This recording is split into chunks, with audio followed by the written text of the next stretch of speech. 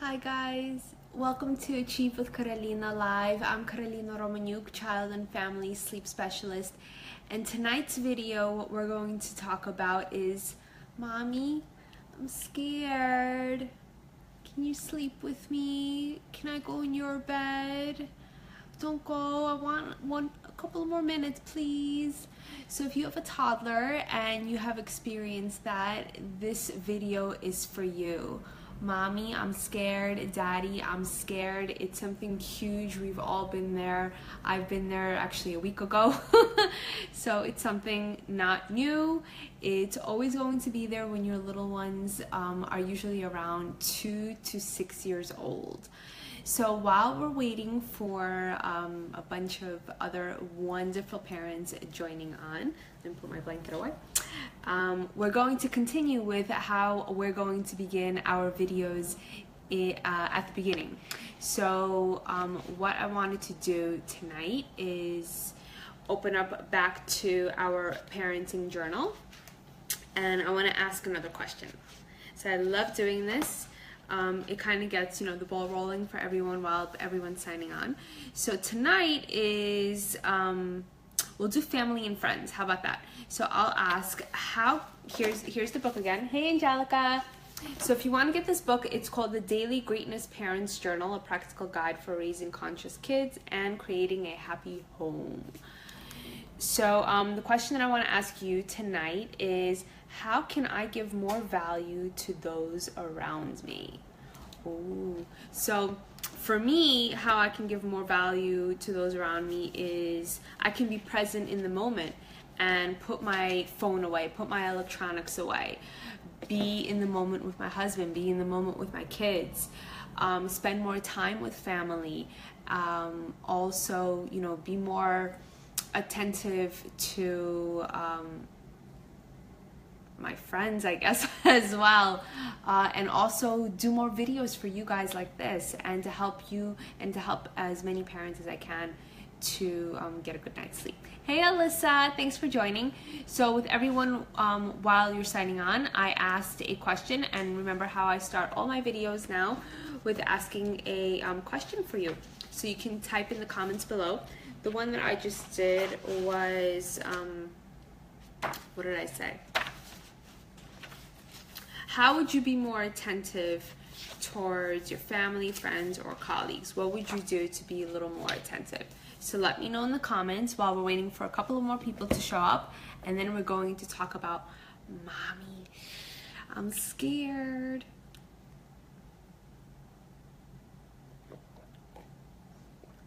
Like my Ninja cup? It's where I'm drinking my water. Okay, cool. So let's begin our video. We're talking tonight about kids, toddler ages. This can happen anywhere between as early as 2 years old to 6 years old, where your little one is starting to showcase that they're afraid of the dark. Now, first things first is, where do they even get this idea? Your son would love my cup, thanks. It's actually my kid's cup, so I would, I'll tell Ari and Aaron that your son would love that cup too. So to get on, what we were chatting is, where do kids even get this notion of being afraid of the dark, right? It doesn't just come up out of the blue. They have to kind of get that idea in their head in the beginning, right? So, when you read books to them, or if you're watching something, hey Diana, usually scary things happen when? They don't happen during the day, they usually happen at night. And when you start reading children's books as well, most of the things that you would show is maybe a picture of the dark, or a monster in the dark. Things come out in the dark. So then for kids, it starts to resonate with them around 2-3 years old, as young as that. Oh my gosh, the dark means bad. It means something not good. It means something creepy or something scary will come out and capture me, and then that's it. I'll disappear. So for kids, that's, their imaginations run wild. And that's where they can get something so simple as I'm afraid of the dark, so it can really start to stem from there. And then what do we do when our little ones come to us and say, Mommy, I'm afraid of the dark? What do? Our eyes bulge out, we freak out a little, we kind of twitch. Some parents do. I've had that happen. And we legitimize the fact that they are scared of the dark. And how we would do that is we would say, oh, sweetheart, there's nothing to be afraid of the dark. There are no monsters. There are no this, there are no that. Come sleep, on my bed. You're nice and safe. Or let me stay with you. And then we end up staying in their bed, or we sit by their bed for a little longer. Doing factors like that. They even have things like monster spray that are out there on, that you could buy or you could make. And things like that, they legitimize the fact of that your child is afraid of the dark. When in reality, they should really love the dark, because that is their best time to get the proper amount of sleep. So for kids, instead of understanding the factors that darkness means sleeping beautifully, it's a good thing, they think of it as something negative. So what I want to do tonight is give you 7 pointers on what to do to help your little one if they are feeling nervous, or if they're feeling scared, or if they've had nightmares, or monsters come up into their head or anything else like that. So first things first is we want to transition from a light, bright room into a dark room, right? We don't want to go from bright light to darkness. We want to create a transition for it. So if you're doing, let's say, your routine starts with bath time, what you would want to do is go from a bright lit room to maybe a dimly lit room, to a dimmer room, and then to a dark room. So you can sit and read your book, or you can do your routine in a dimly lit room with like maybe a little nightlight or something, and then you would turn all of that off when your little one has to go to sleep.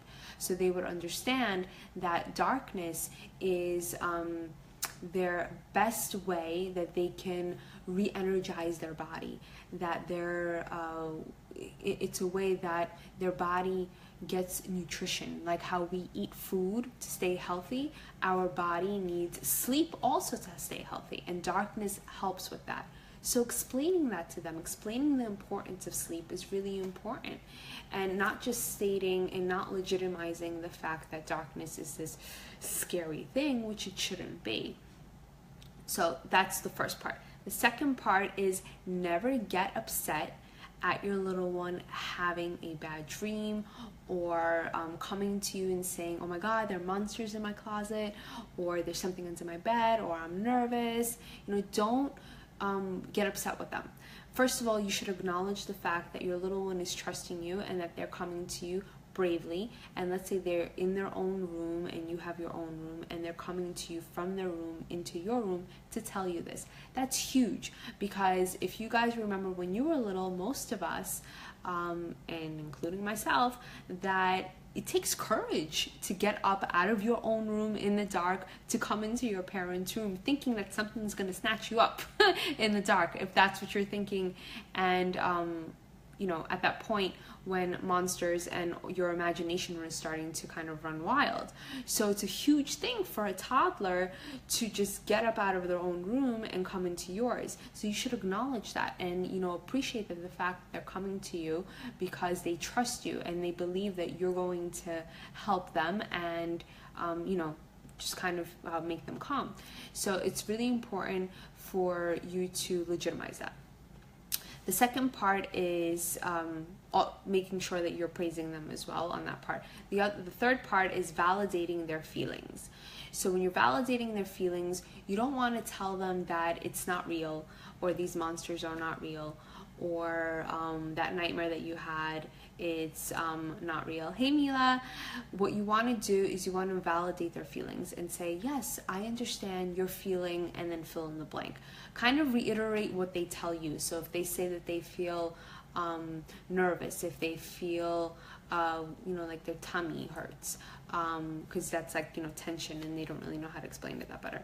Kind of use their language and reiterate it, and but don't say that it's not real. Don't negate their feelings, because it's something that is really important to them. And hey, Jonathan, and you really want to make sure that your child knows that you understand their feelings and that they trust you. So when they come to you and explain this nervousness, that's something that is really important to them, and you should really validate their feelings. So by using the same language that they explain to you, just tells them that, oh my God, Mama or Papa really know how I'm feeling, and it really does make a huge impact on them on that part. The fourth part is talking to them. So you want to talk to them and say, it's okay to be afraid. Fear is a good thing. It balances us out. Kind of explain to them that being afraid, it's nothing, scary, but we all go through it. Explain to them that you go through it, that you have times that you're afraid. Maybe give examples of when you were afraid, and just legitimize that fact. Talk to them. They're people, and they have feelings, and they have their own way of understanding things and interpreting things. Of course, if they're little at this point and they're still growing, but their imagination is really running wild, and they don't understand how to kind of explain it.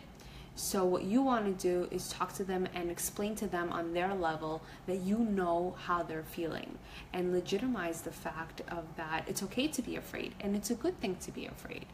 But here are going to be a couple of tools that you also want to give them when they do start to feel afraid, and this is super important. So one of the tools that you can do is it's called a breathing it's a breathing technique. So what you would do is you would explain to your little one, if you ever feel afraid or if you ever feel scared, use this in your little toolbox. And what you would have to do is do a breathing count. Hey, Rena. And the breathing count is 4 breaths, inhalations through your nose, like deep ones. Hold it for 2 seconds, and then exhale. 1 full exhale. And then you'll do it again, and just keep rinse and repeat that, and it calms the body down right away. So you would do a count of 4 again, hold for 2 seconds, and then exhale. Fully exhale, and keep rinsing and repeating that. And that really does help if your child is feeling really anxious at that point, and that their dream or their imagination is really running wild at that specific point in time. A couple of books that are really cool also. So this is like the 5th pointer that I wanted to do. So let's do a recap first on the first 4. So the first one is you want to do a transition from light to dark, from a bright light room to a dark room. So you don't want to go from light to dark. You want to go into a gradual transition for it, right? So you want to go from light to dim to dimmer to dark. Part 2, your second pointer is never get upset at your little one for having a bad dream or for being afraid of monsters or anything like that. You want to praise them that they even came to you in the first place and told you how they feel. That's something huge, and that's trust building, and you really want to validate that as well. So third thing is validate their feelings. Don't tell them that this is not real, or don't believe in this, or just brush it off. It's nothing big. It's something that they feel. You can't just tell your child to snap out of it and this is not real, just get this out of your head. It doesn't work that way. With kids from 2 to 6, their imagination really just explodes, and you kind of need to understand where their feelings are going and validate how they are feeling as well. So that's super duper important. 4th thing is talk to them. Talk to them about the importance of understanding how their emotions are, and the importance that it's okay to feel afraid, that there's nothing bad about that, and don't make it sound as though it's like this big negative thing. The fifth part is books. So there are a couple of books that you can read at bedtime. One, it's called Good Night Yoga. I wrote that down. The other book is, you can actually get my book, Good Night Melanie, Good Morning Corey. It's on Amazon. So that's a children's book also that I wrote, that it talks about the importance of sleep in a fun and friendly way, with the friendly forest, and I have lots of animals in there, and there's a cool little game that's put in the book as well, so you can get that on Amazon too. The sixth thing is talking during the day and encouraging your child about sleep. So by now, you guys probably know that I just keep drilling into you that nighttime is a reflection of daytime. So whatever happens during the day is what you should anticipate at night. So if you're talking about at night about, nightmares or bad dreams or monsters, and you don't mention anything whatsoever during the day, or even praising your little one at how great that they slept and how they're really listening to their body, then it's not like, it's weird, because there's no correlation. You're kind of like splitting everything in half. So you really want to make sure that the nighttime, that there's a nice fluid level that goes from nighttime and into daytime, and vice versa with that. So I hope these tips are awesome for you, and that you will be able to use them if your little one does come to you and they are scared. So this is kind of like the starting point on that. Of course, if you've used these tips and there's still something kind of lingering around and you don't really know exactly how to perfect it, feel free to contact me. I have my scheduler up on top, and we can schedule a free sleep strategy session and get the ball rolling for that. So are there any questions that you guys might have tonight about Mommy, I'm Scared?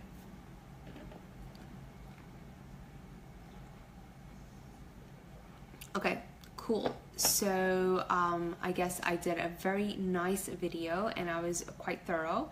So if you do have any questions later on, feel free to comment.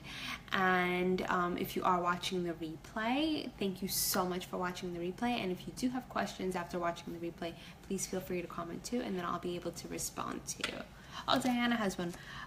Your 4-year-old would not go to sleep unless I stay with him in the room. So I would find out, Diana, why you need to stay in the room with him. Does he say that he's afraid of something? If he is, then I would use these tips that I was talking about earlier.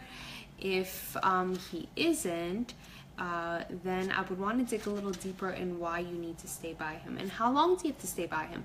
If it's 5 minutes, that's totally fine. If it's like a half an hour or an hour, then I would look a little deeper into an approach and why you need to sit by him, so he can still feel confident and safe, but at the same time feel independent as well. So try those as your starting point, and if you do have any other questions, feel free to schedule something with me. Okay, so I guess that's it for tonight. Sweet dreams, everyone. Love you. I'll see you guys next week. Oh, until he falls asleep, I guess he's scared. So just explain to him that you understand his feelings. Use the same words that he uses. It does help a lot. And don't tell him that there's nothing to be scared of, because if your child is scared of something, you need to really kind of, make that known that, okay, I understand where you're coming from. But you can explain to them that, depending on what they're scared of. So for an example, if it's a monster, you can change that monster the way that they look. So for kids, they might think that, got fangs, claws, I don't know, big ears or something like that. And then what if you told your little one, why don't you draw a picture of this new monster in a hot pink tutu with hot pink nail polish and a pretty polka dot bow? Then it doesn't look so scary.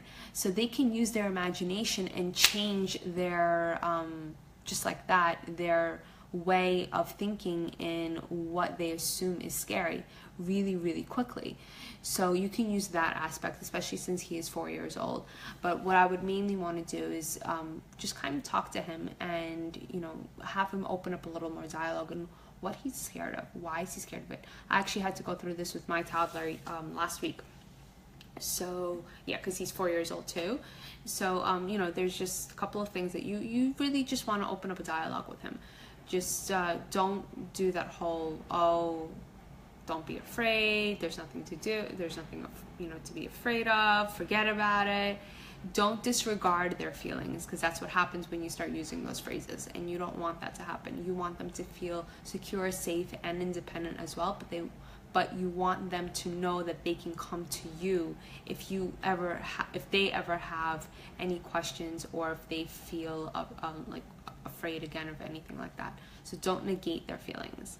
Hey Maria, Jonathan, you're saying, how do you find out from a 21-month-old why they need me to stay in the room? So if they can't talk, obviously you won't be able to find out that way.